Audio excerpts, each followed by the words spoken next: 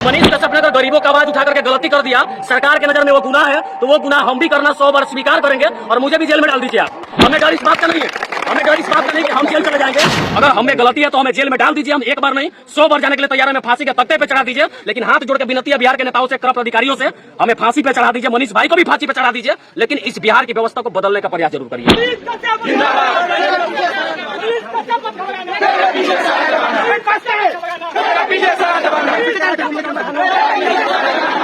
ताला टूटेगा, ताला टूटेगा, ताला टूटेगा। मनीष कश्यप मत घबराना। मनीष कश्यप के नारों से ऐसा लग रहा था जैसे कान के पर्दे फट जाएंगे। लाखों लोग जब मनीष कश्यप जिंदाबाद के नारे लगा रहे थे तो बिना लाउड स्पीकर के आवाज इतना गूंज रहा था कि ऐसा लग रहा था कि जैसे विरोधियों के कान के पर्दे फट जाएंगे।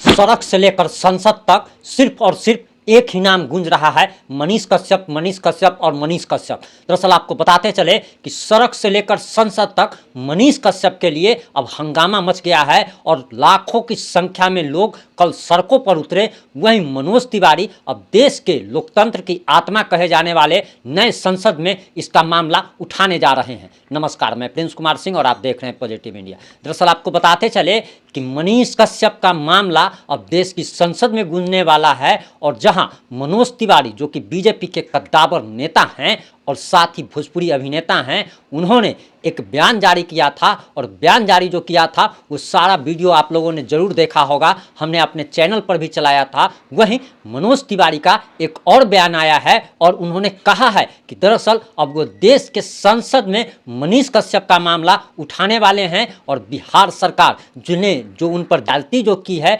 जो उनको दुर्भावना के ख्याल से जो उनको फंसाया गया है, इसके खिलाफ अब देश की संसद में यह मामला उठने वाला है। और आप सभी जानते हैं कि अगर देश की संसद में अगर कोई भी सवाल पूछा जाता है, कोई भी बात अगर निकल के सामने आती है तो वो देश विदेश के हर एक प्लेटफॉर्म पर उसकी चर्चा होती है। यानी कि मनीष कश्यप की चर्चा अब देश के साथ साथ विदेशों तक में होने वाली है और बताया तो यहाँ तक जा रहा कि मनीष कश्यप का मामला यूएन तक पहुँचने वाला है। वहीं आपको बताते चले कि मनोज तिवारी इतने पर ही नहीं रुकते हैं, उन्होंने साफ साफ ये भी बात कह दी है कि मनीष कश्यप की रिहाई के लिए लीगल रूप से जो भी हेल्प चाहिए होगी अब बीजेपी करने वाली है। यानी कि बीजेपी को यह एहसास हो चुका है कि मनीष कश्यप के साथ लाखों करोड़ों लोग जुड़े हुए हैं और मनीष कश्यप का अगर बीजेपी अगर सपोर्ट करती है तो आने वाले 2024 के चुनाव में बीजेपी को इसका काफ़ी फायदा हो सकता है।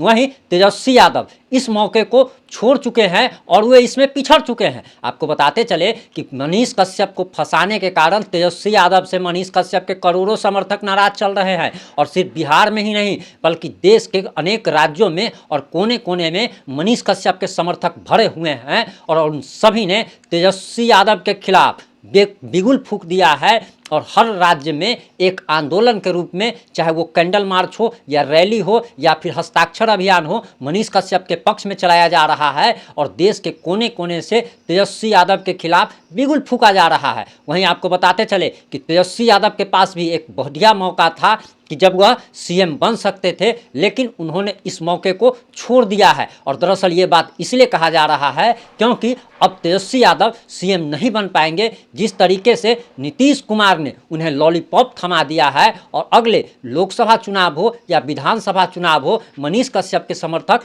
तेजस्वी यादव से खासे नाराज बताए जा रहे हैं। और जिस माय समीकरण का तेजस्वी यादव दावा करते थे, वो माय समीकरण भी अब मनीष कश्यप के पक्ष में आ गया है और ज़्यादा से ज़्यादा मुसलमान भाई हो या फिर यादव भाई हो, ये सभी लोग मनीष कश्यप के समर्थन में आ गए हैं। और अब आपको बताते चले कि संसद से लेकर के देश के सड़कों तक अब मनीष कश्यप का ही नाम गूंज रहा है। और ये बात इसलिए कही जा रही है क्योंकि 11 जून, आज 12 जून है और 11 जून को मनीष कश्यप के समर्थन में मनीष कश्यप के बेतिया स्थित डुमरी महनवा गांव में लाखों की संख्या में उनके समर्थकों का जुटान हुआ और एक महासम्मेलन आयोजित किया गया जिसमें मनीष कश्यप के लाखों समर्थकों ने भाग लिया। वहीं आपको बताते चले कि इसका आयोजन मनीष कश्यप के परिवार वालों ने किया था और मनीष कश्यप के डुमरी महनवा के उसी घर के सामने में यह महासम्मेलन का आयोजन किया गया, जिस घर में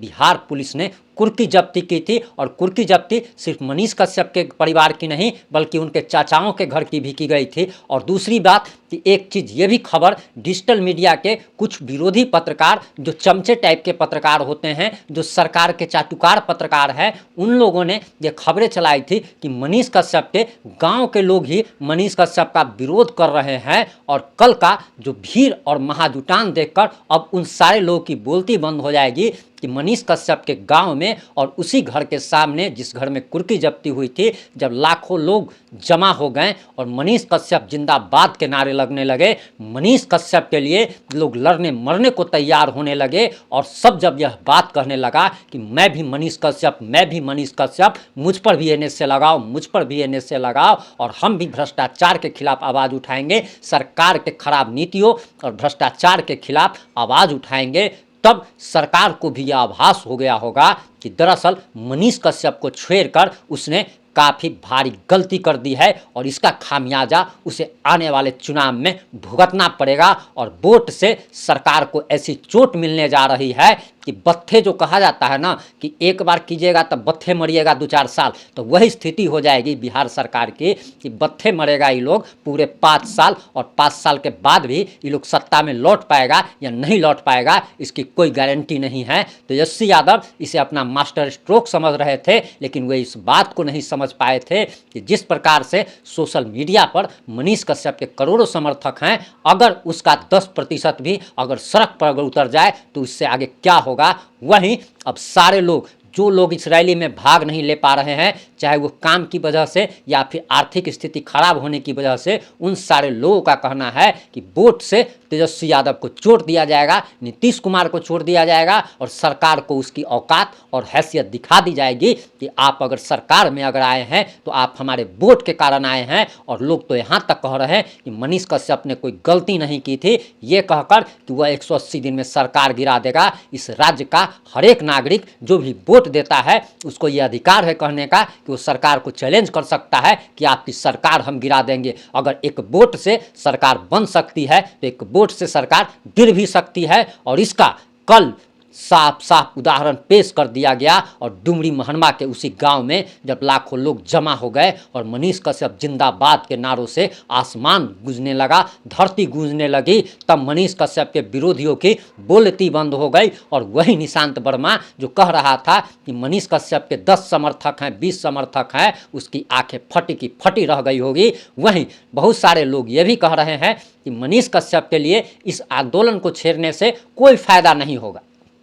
तो हम भी इस बात को कह रहे हैं, हम भी इस बात को एक्सेप्ट करते हैं कि इस तरीके के रैली से, धरना प्रदर्शन से मनीष कश्यप की रिहाई नहीं होगी। ये बात एकदम सत्य है, क्योंकि मामला जब कोर्ट में है तो उसका रैली धरना प्रदर्शन से कोई फर्क नहीं पड़ता। लेकिन इससे फायदा क्या है, उस बात को जरा समझने की कोशिश कीजिए कि अगर कोई व्यक्ति अगर आपके आँख के सामने नहीं रहता है, लोग उसकी नाम को भूलने लगते हैं। लेकिन मनीष कश्यप के लिए ये जो रैली जो निकाली जा रही है, धरना प्रदर्शन जो हो रहा है, ये सरकार के आँख खोलने के काम आएगा। भले ही इससे मनीष कश्यप को बेल न मिले, लेकिन सरकार को आभास हो जाएगा कि मनीष कश्यप के करोड़ों समर्थक हैं, चाहने वाले हैं, और उसने अपना गड्ढा खुद खोद लिया है और उस कब्र में अब सरकार का गिरना तय है। क्योंकि करोड़ों वोट अब बिहार के 14 करोड़ जनता है, और इसमें से अगर आप समझ के चलिए कि अगर 3 करोड़ वोट अगर गायब हो जाए तो तेजस्वी यादव की लंका लगनी तय है। वहीं बीजेपी ने एकदम समय रहते मौके को समझ लिया और उसके बाद वह मनीष कश्यप के समर्थन में आ गई। हालांकि बीजेपी पहले मनीष कश्यप के पक्ष में बयान देने से बच रही थी, लेकिन बीजेपी को समय रहते एहसास हो गया कि अगर उसने मनीष कश्यप का सपोर्ट नहीं किया तो तेजस्वी यादव की तरह बीजेपी की भी खटिया खड़ी हो सकती है। वहीं बहुत सारे लोग ये भी सवाल करते हैं और कहते हैं या आरोप लगाते हैं कि तुम गोदी मीडिया हो, तुम मोदी से सवाल नहीं करते। तो दरअसल उन चिंदी चोर टाइप के और उन चिरकुट टाइप के लोगों से कहना है कि अगर राज्य में रहते हैं, जिस राज्य में रहते हैं, तो सवाल सरकार से पूछा जाता है, विपक्ष से नहीं। अभी बिहार में विपक्ष में भाजपा है और सरकार में तेजस्वी यादव और नीतीश कुमार है। यही अगस्त 2022 से पहले तेजस्वी यादव से एक सवाल भी पॉजिटिव इंडिया नहीं किया करता था, लेकिन जब सरकार में आ गए तो अब इनसे सवाल किया जा रहा है और किया जाएगा जब तक ये सरकार में रहेंगे।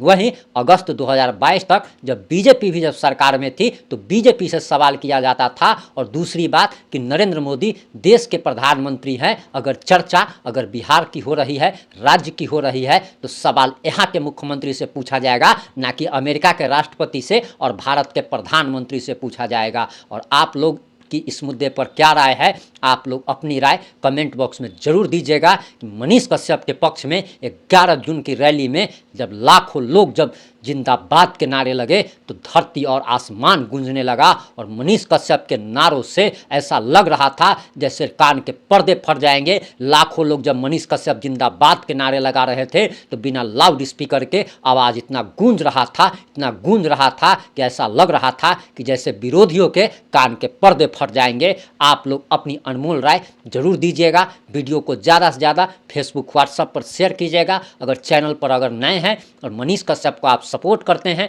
मनीष कश्यप की रिहाई चाहते हैं, तो चैनल को सब्सक्राइब जरूर कीजिएगा ताकि हम और ज़्यादा बुलंदी के साथ मनीष भाई के पक्ष में आवाज़ बुलंद करते रहें।